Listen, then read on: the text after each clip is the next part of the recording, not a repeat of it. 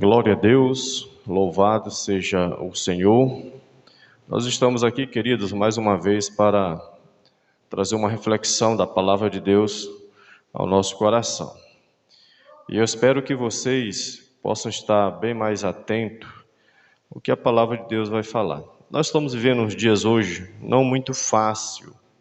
As pessoas querem cultuar a Deus, viver uma vida com Deus de qualquer maneira e de qualquer forma. E nesse texto ao qual nós vamos ler, nós vamos perceber nitidamente o nosso Senhor Jesus Cristo chamando a atenção daquela grande multidão que estava seguindo. E hoje também se percebe com muita nitidez que as pessoas também hoje querem seguir a Jesus pelas bem-aventuranças, né? Pelos milagres, porque querem uma cura, porque querem melhorar de vida.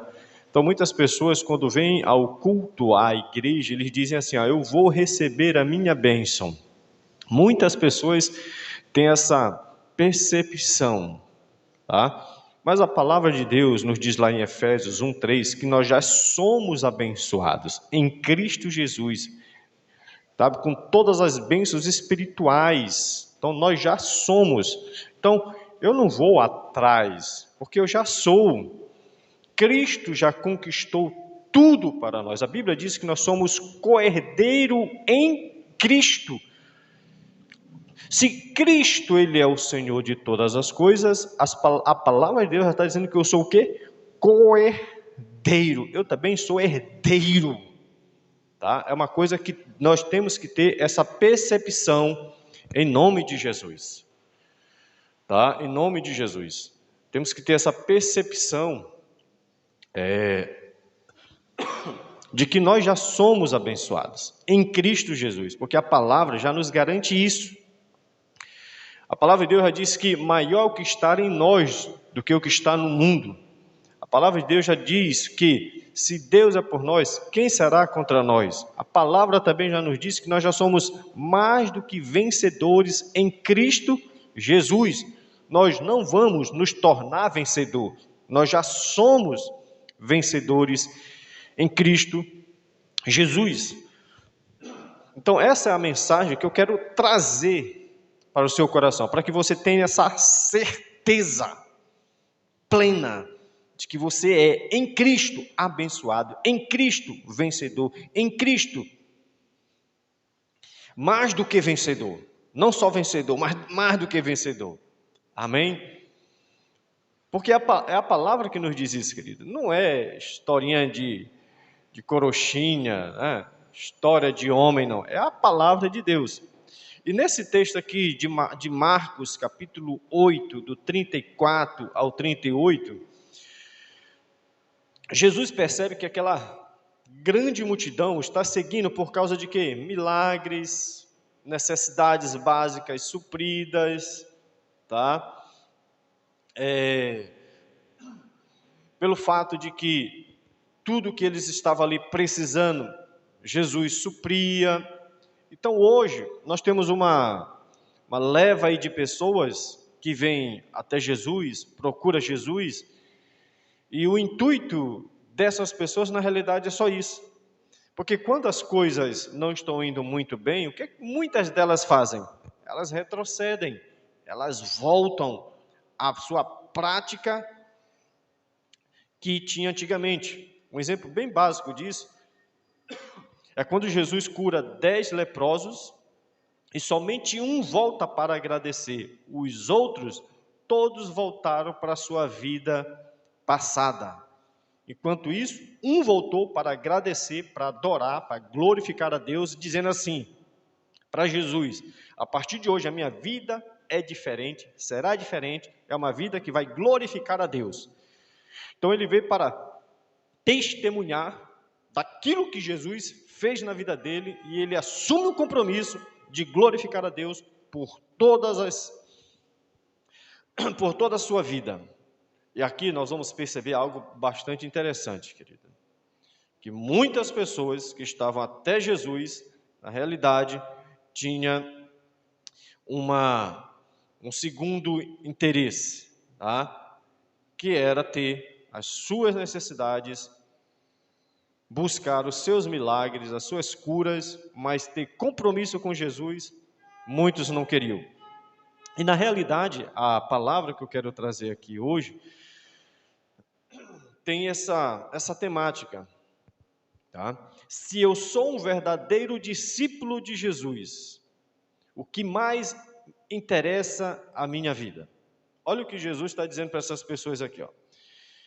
Versículo 34 de Marcos 8. Então, convocando a multidão, está vendo? Jesus convoca a multidão e juntamente os seus discípulos e disse a eles: se alguém quer vir após mim, a si mesmo se negue e tome a sua cruz. Então você percebe, Jesus notando que todas as pessoas que estavam indo até ele tinham um interesse, estava com alguma motivação no coração. Mas Jesus se depara com aquela grande multidão, ele chama todos para a sua atenção, ele convoca todos eles para que agora ele vai passar uma mensagem àquelas pessoas. Imagino eu que aquelas pessoas estavam imaginando, agora outro milagre, algo sobrenatural vai acontecer. Mas na realidade Jesus chama aquelas pessoas para ter uma conversa mais nivelada, bem mais próxima com eles, ao ponto que Jesus fala assim: vocês querem realmente ser meus discípulos? Primeira coisa que você deve fazer, primeira atitude que você deve tomar, você deve negar-se a si mesmo. Então você logo percebe que a palavra do mestre agora mudou com relação àquelas pessoas. Anteriormente ele estava realizando muitos milagres, grandes feitos, e todo mundo empolgado seguindo a Jesus, mas de repente Jesus engrossa o caldo. Agora Jesus engrossa o discurso, a palavra dele, ao ponto de dizer assim: vocês querem ser meu discípulo? Primeiro fator que você deve fazer, primeiro aspecto, primeira atitude que você deve tomar, qual é? Negar-se a si mesmo. E negar-se a si mesmo, querido, é negar-se mesmo. Não é negar alguma coisa, não é negar alguma parte, não, é negar-se por completo, que é o que muitas pessoas hoje não fazem. Você vê lá em Gálatas 2,19, Paulo dizendo: não vivo mais eu, mas vivo a vida que tenho agora para a glória de Deus. Quer dizer, Paulo ele compreendeu o que é realmente negar-se a si mesmo.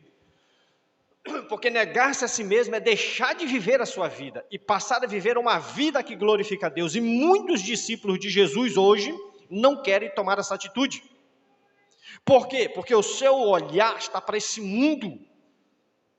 O mundo, com seus enfeitiços, com as suas magia, fascina essas pessoas.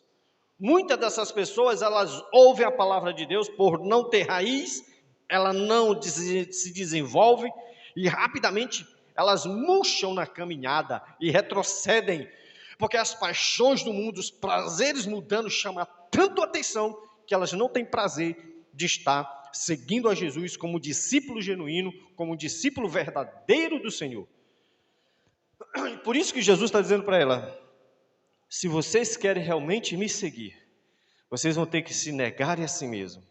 E quando Jesus está falando isso, na realidade Jesus estava querendo dizer isso aqui para elas: olha, escute muito bem o que está bem aqui no Evangelho de São Lucas, no capítulo 9, no versículo 58, ele diz assim, ó: mas Jesus lhe respondeu: as raposas têm seus covis e as aves do céu têm seus ninhos, mas o Filho do Homem não tem onde reclinar a cabeça. Negar a si mesmo é ter um entendimento de que nós vamos chegar nessa caminhada com Cristo, que nós não vamos ter lugar nem aonde mesmo reclinar a cabeça. Por quê? Porque o mundo é contrário àqueles que são discípulos de Jesus. A luz incomoda as trevas, e as trevas não querem nada com a luz. Então, muitas pessoas não querem negar-se porque tem medo de ficar só, isolado. E andar com Cristo é algo que nós já temos uma plena certeza. O mundo vai virar as costas para nós. Aqueles que se dizem ser amigos vão nos deixar. vão nos abandonar. Então, talvez muitas pessoas não queriam ter um compromisso real com Jesus, porque até a sua própria família poderia também o excluir, porque isso é o que acontece na maioria das vezes, quando alguém realmente se converte ao Senhor Jesus, até os seus próprios familiares não querem nem se aproximar daquela pessoa. Mas isso é algo que todos nós vamos ter que passar na vida, tá? Quando aceitamos Jesus, nós já temos a plena certeza que muitas pessoas que estão ao nosso redor, muitas delas vão nos abandonar e vão realmente nos deixar para trás, porque a nossa vida agora é completamente uma vida que glorifica a Deus, uma vida que exalta a Deus, mas que não faz mais a vontade desse mundo. Por isso que Jesus está dizendo, vocês vão ter que me negar, vocês vão ter que se negar a si mesmo, para que possam me seguir. Além disso, Jesus vai dizer outra coisa bastante interessante, que nós devemos carregar a nossa cruz. Cruz para aquela época, para aqueles homens do século I, logo nos primórdios, seguir a Jesus era sinal de morte. Hoje, para nós, carregar a cruz é eu mortificar a minha velha natureza, que às vezes querem impedir de que eu ande com o meu mestre, de que eu faça a vontade de Jesus. Então eu preciso mortificar a minha velha natureza. E Paulo diz lá em Colossenses capítulo 3, do versículo 5 em diante, que nós devemos fazer morrer a nossa velha natureza. E ele vai listando algumas coisas que nós precisamos matar, que está dentro de nós: prostituição, imoralidade sexual, avareza, idolatria, mentira, desejos malignos, linguagem obscena e tantas outras coisas, como está lá em Gálatas capítulo 5, 19 em diante, que fala dos frutos da carne, que nós devemos fazer morrer: ciúme, porfia, glutonaria e tantas outras coisas que nos afastam da presença de Deus. E isso eu tenho que fazer morrer, eu tenho que levar a cruz de Cristo, para que eu possa ter uma vida que glorifique somente ao Senhor. Jesus também diz assim: quem quiser, pois, salvar a sua vida, perdê-la-á. E quem perder a vida por causa de mim e do Evangelho, salvá-la-á. Porque o que aproveita o homem ganhar o mundo inteiro e perder a sua vida? Que daria o homem em troca de sua alma? Então Jesus começa a fazer algumas perguntas, alguns questionamentos. Primeiro, Jesus diz assim: quem quiser, pois, salvar a sua vida, perdê-la. Querido, na realidade, o que Jesus está querendo dizer com isso? Se você realmente quer encontrar a sua vida e ter uma vida que exalte a Deus, somente em Cristo. Porque neste mundo, se você pensa que você vai viver, você vai se perder nessa caminhada. Porque lá em Lucas capítulo 12, do versículo 21 em diante, Jesus conta uma parábola de um homem que ele queria viver a vida dele, da maneira dele, do jeito dele.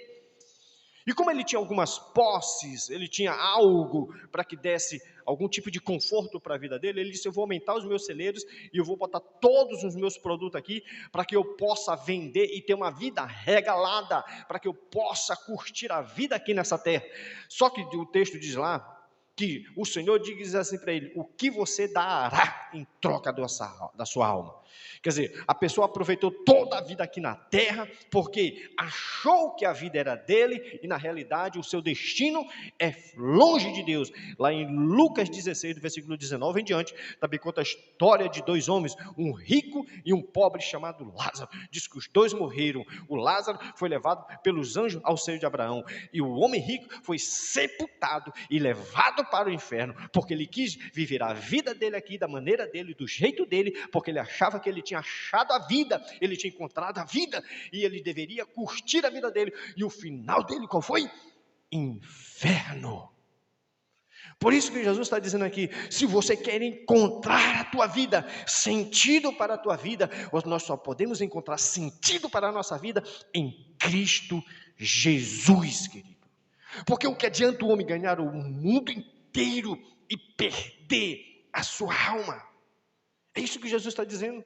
O que adianta correr para cima e para baixo? O que adianta angariar tantos recursos, tantos bens? Deixa eu lhe fazer uma pergunta. Você vai levar tudo isso para o cemitério? Para o buraco que você vai ser enterrado? Todos esses bens vão ser colocados ali junto com você? Não! Salomão diz lá no livro de Eclesiastes que tudo é vaidade, é correr atrás do vento. Deus não está proibindo ninguém de buscar recurso, mas isso não deve ser prioridade. Os recursos vêm até a minha mão para que eu seja um abençoador. Não é para mim gastar somente comigo mesmo. Deus me dá para que eu possa ajudar as outras pessoas. Mas isso acontece de forma inversa. Quando as pessoas têm, eles querem tesourar somente para si. Mas Jesus diz, aqueles que tesouram tesouros para si, aqui na terra, a traça, a ferrugem e o ladrão, tudo leva. Por que gastar a vida com tudo isso? E em vez de gastar a vida em prol do Evangelho do nosso Senhor Jesus Cristo? Olha o que ele diz mais. Porque qualquer que nesta geração adúltera e pecadora se envergonhar de mim e das minhas palavras, também o Filho do Homem se envergonhará dele, quando vier na glória de seu Pai com os santos anjos. Perceba uma coisa, Jesus convoca toda aquela multidão, que estava vendo milagres, prodígios e tantas coisas maravilhosas que Jesus estava fazendo. Mas Jesus aponta o dedo para cada um deles assim, geração adúltera, geração pecadora. Você já imaginou Jesus olhando para você e dizendo isso, chamando você de adúltero, de pecador, tá? Que tem vergonha de testemunhar dele, e ele disse que no final dos tempos, quando ele vir com os anjos dele para levar a sua igreja, ele está dizendo, sabe o que? Você vai ficar no lugar de tormento, de eternidade, porque você teve vergonha de dizer que é discípulo de Jesus, de você teve vergonha de andar como um embaixador de Cristo aqui na terra, porque você tinha mais prazer em fazer as vontades deste mundo do que fazer a vontade de Deus. Agora, deixa eu te dizer uma coisa, bem aqui rapidinho, em Epístola de João, capítulo 2, versículo 15 e 17, diz assim, não ameis o mundo, nem as coisas que há no mundo. Se alguém amar o mundo, o amor do Pai não está nele, porque tudo que há no mundo, a concupiscência da carne, a concupiscência dos olhos, a soberba da vida, não procede do Pai, mas procede deste mundo. Ora, o mundo passa, bem como a sua concupiscência, e aquele, porém, que faz a vontade de Deus, permanece eternamente. Na realidade, Jesus estava dizendo para aquele povo, se vocês amarem o mundo, vocês estarão distante de Deus, mas se vocês fizerem a vontade de Deus, vocês terão a vida eterna com Deus. Tiago 4,4 diz, aquele que quer ser amigo do mundo constitui-se inimigo de Deus. E nós temos que ser amigo do Senhor. Se você é um discípulo de Jesus, você deve negar a si mesmo, você deve carregar a sua cruz. Você só vai encontrar a vida em Cristo, e você não deve amar as coisas desse mundo, porque tudo é perecível, tudo é passageiro. Nós devemos ter um olhar para cima das coisas que são eternas, porque é para lá que eu e você vamos passar toda a nossa eternidade. Para encerrar, eu quero fazer uma pergunta para você. Você quer ser discípulo de Jesus mesmo? Que Deus te abençoe, que Deus te guarde. Em nome do Senhor Jesus. Amém.